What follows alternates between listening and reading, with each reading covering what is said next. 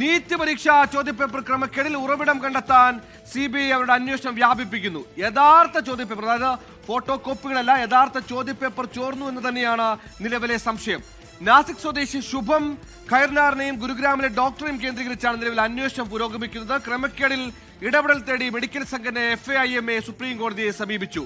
10 ലക്ഷം രൂപയ്ക്ക് വാങ്ങിയ ചോദ്യപേപ്പർ 15 ലക്ഷം രൂപയ്ക്ക് വിറ്റു. പിന്നീട് കാട്ടുതീ പോലെ അത് ടെലഗ്രാമിലും കൊറിയറിലുമായി എല്ലായിടത്തേക്കും വ്യാപിച്ചു എന്നുള്ളതാണ് നിലവിലെ അനുമാനം.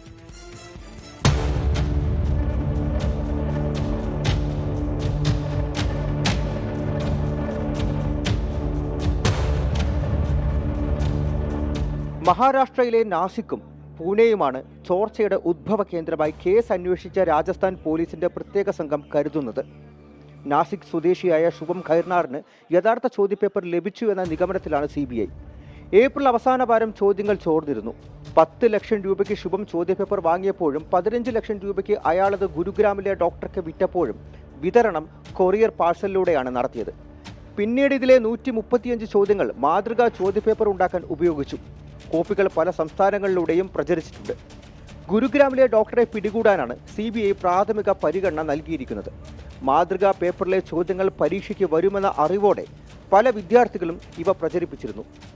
ഇക്കാര്യം കേരളത്തിൽ MBBS പഠിക്കുന്ന ചുരു സ്വദേശി പിതാവിനെ ധരിപ്പിച്ചിരുന്നതായാണ് ഇവർക്കിടയിലെ സന്ദേശം പുറത്തു വന്നപ്പോൾ വ്യക്തമായിരിക്കുന്നത്.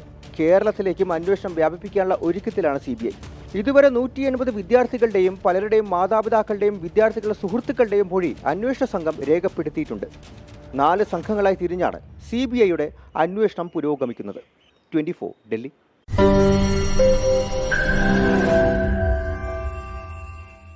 ലോകത്തെവിടെയായാലും ഏത് സമയത്തും 24 വാർത്തകളും ഓഗ്മെന്റഡ് റിയാലിറ്റി പാക്കേജുകളും എക്സ്പ്ലെയിനറുകളും വിശദമായി കാണാൻ ഞങ്ങളുടെ YouTube ചാനൽ നിങ്ങൾക്ക് സബ്സ്ക്രൈബ് ചെയ്യാം.